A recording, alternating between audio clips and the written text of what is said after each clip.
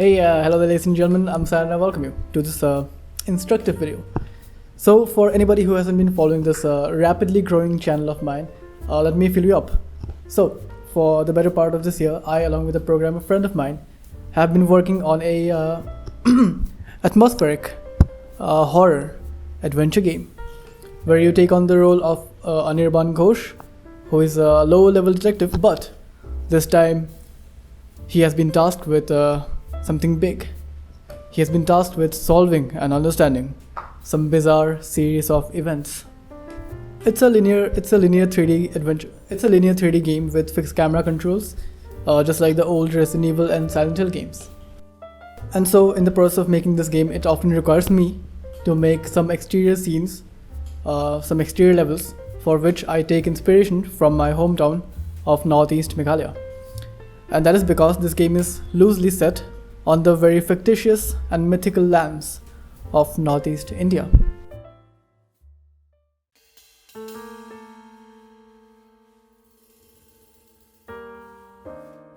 This week I was working on getting a new such level made, and so I thought I'll make a quick little video explaining my process of making these 3 levels.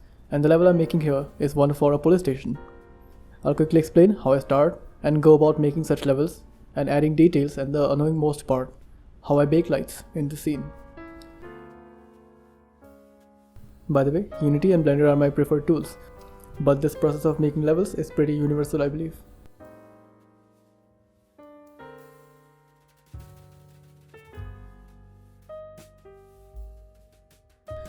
Before we start, if you are interested on this game we are making and wish to see more of it, well, I've got some videos on them too, some cool little devlogs. And also, you can join our Discord page to get some updates on my projects and works. And there, you can also share your works and have some wholesome conversations too. So now, the first thing I do to make an open exterior scene is I make a rough shape of the terrain within Blender, the very primary shape of the terrain.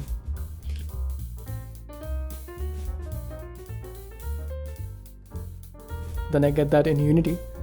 If it feels right with the actual model of the player, only then I start actually sculpting the actual terrain in Unity. The reason I don't directly start with sculpting the terrain within Unity is because simply modeling the shape of the land acts like an anchor when making the terrain, and you don't have to spend extra time just working with speculations and assumptions. Then I immediately add some levels of textures, some basic levels of textures, and also get some post-processing. And this already starts to set the feel I'm going for, and this will, help visualize how you want to further continue working on this. You'll also notice I have some mountains surrounding the scene. It's actually plains with transparent images of mountains. The plains I've curved a little, so it covers the level better. The next step would be primary shape detailing of the structures in the scene. The main structure here being the police station itself. So getting its shape and making windows was the next thing.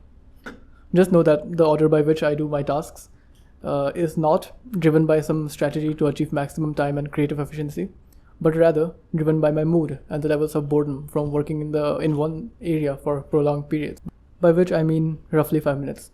Now yes, this is a police station level, but this is also a tea plantation area. Oh, but you cannot just throw in some tea cultivation land just for the sake of atmosphere, just for the sake of looks. Well, it's my game, so I guess I can. Now, the secret to a good tea planting farm is good and healthy tea plants. Now, for all my assets, I try to keep them pretty low poly, and it's the same with the plants. I steal a random top view image of some plant and shape it to make it appear fluffy, and then I populate the terrain with it.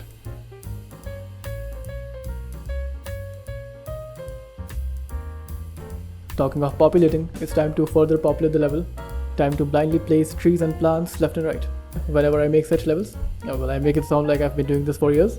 Whenever I make such levels, out of the 3 or 4 times that I ever have, while making the basic shapes, even when it looks pretty flat, I'm somewhat assured that when I add foliage, it will look better. And it often does look better. Of course, there is a balance you have to strike. Don't just want to overdo it.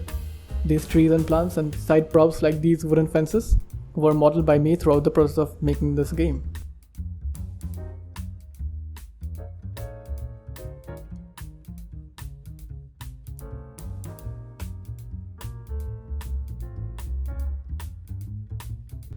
I also place a bunch of these PNG images of trees surrounding the scene, so it sells the idea of there being a deep forest out there.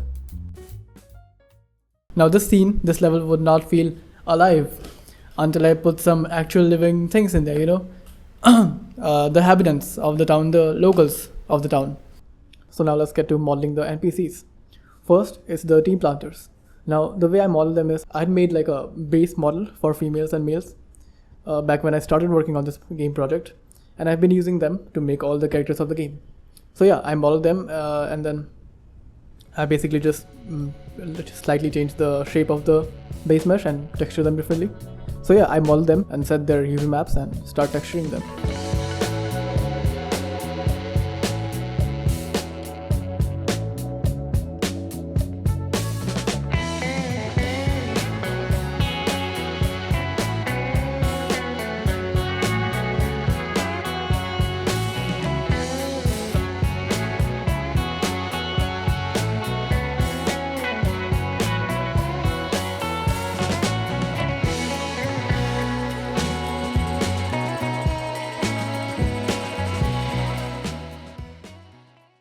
So I made one more tea planter lady, after which I got bored of NPC modeling.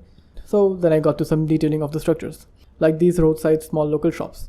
This is how I remember seeing such local shops on the roadside whenever I would travel out of town. The shops are made of wooden logs and ropes, where they be selling the fruits and vegetables common to them and products made from them. Be careful if you see some weird thing happening with your models in your engine. It's possible the faces or normals of the models are inverted. Get them flipped. Now, for the feel of a silent little town that I'm going for throughout this game, most levels would feel a little empty, without a tea stall. Initially, I planned it to be a small tea stall, but ended up expanding it to be a small, eating shop, a diner. Calling it a restaurant would assign a bit too much of expensiveness to it. It's just a small eating shop on empty roadsides. Now, I had to actually make the police station. Since only the front of the police station is visible to you, I can freely make the interior spacing without worrying how it would look outside.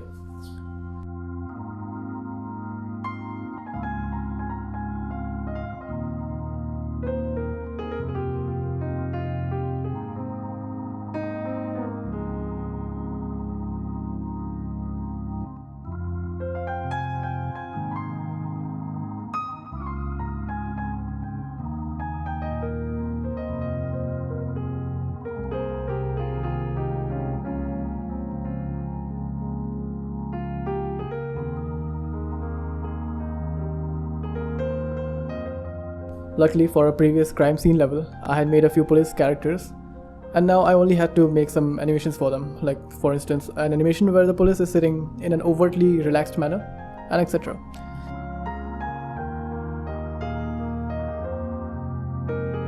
In order to add some details to the textures of, say, the walls, I use PNG images, meaning I place planes with some transparent textures, and that's very flexible to add and can really help improve the otherwise fairly empty walls.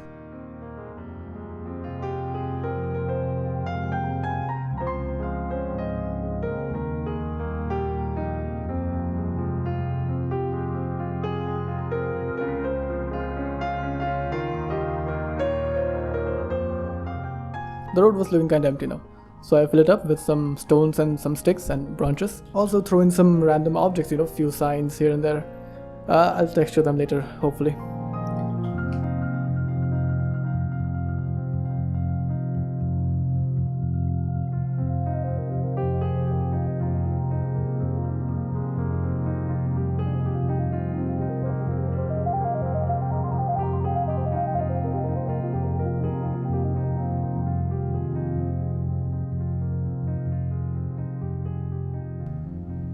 Now I was bored of making these things. Time to add few more NPCs. This time I was making the two people who would sit or stand at the two shops. And man, it's getting more and more difficult to think of more unique hairstyles for the NPCs. By now, the scene was starting to look closer to completion, and so it was time for what I find to be one of the most annoying parts of making levels. It's light baking. Why I say that is because, from my experience, you will have to bake like several times, depending on the scene, to reach a more suitable results. And yes, once you can see that the results are getting closer to your desire, it's easier to iterate then, but the initial phase of just adjusting the parameters and waiting to see the results can be pretty annoying. It's recommended that when you're testing out, just keep your settings pretty low for your bake, and then when you see it's working out pretty well, only then increase the resolutions and stuff for a final baking. Now, light baking, for anyone who doesn't know what it is, I'll give a quick note. It's a process by which you record how the scene is lit up and affected by the sources of lights, and use that recorded map or image throughout, so that the game won't constantly need to generate lighting of the scene. In short, it is needed to significantly optimize your game, and also makes your scene look better and more realistic. This is a very brief description of light baking. It can go much more deep and complex. Oh man, how do I say just how frustrating the baking was. There is a bunch of parameters to note off while baking lights. Different lights behave the different way. I had to have easier times baking small interior scenes, but these open scenes are a little more difficult. I spent like 2 days or more just tweaking tiny things to better baked lights, and I understand it's mainly because I'm not very experienced and I was learning a lot in the process. I couldn't for the life of me figure out why the light distribution looks so inconsistent throughout the level, especially when there's a light source very nearby to an object. Initially, I was only using baked lights. Now I'm using mixed lights, so that they provide light even after the bake, and that kind of hides that inconsistent, abrupt, dark shadows. I'll keep them that way, I guess. It works alright.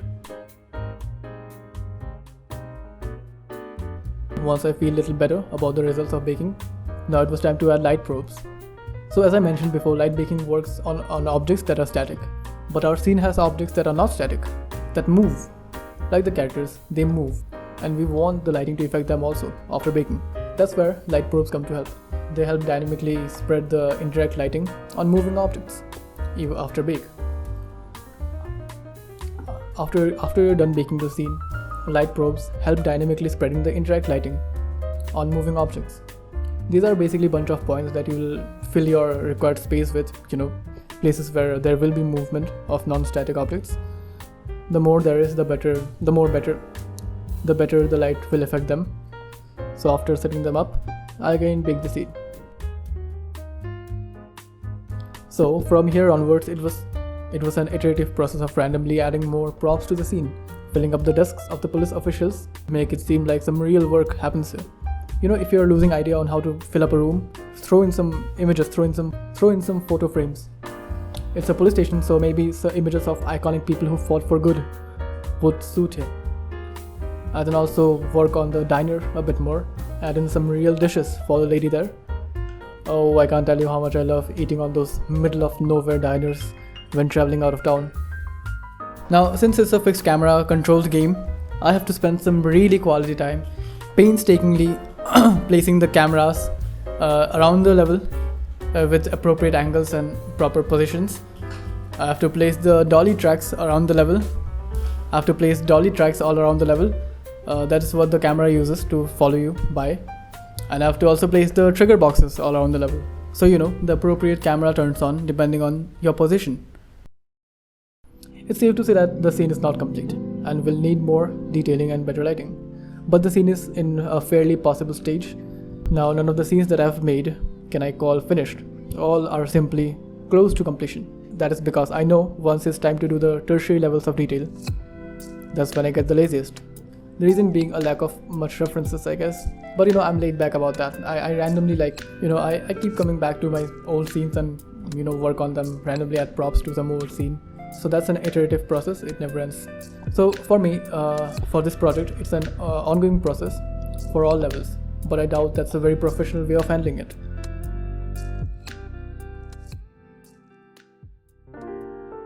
Well, beautiful ladies and handsome gentle sirs, that is it for this video. So tell me in the comments if you like this sort of video. This is something different from what I generally do in this channel, which is generally devlogs for my game. And also join us in our process of making this game project. This adventure horror game. It's a labor of love. It's a labor of love. So follow us in this journey of making this game. And admittedly, our progress in this game has been pretty slow lately, but we hope to catch up pace again. And also join our Discord page if you're really hungry for some quality time And if you have any questions about my process of level making, then feel free to ask, and also feel free to give me feedbacks on my level. If you didn't like the way it came out, I would love to have some feedbacks. Anyways, that's it for this video. Bye.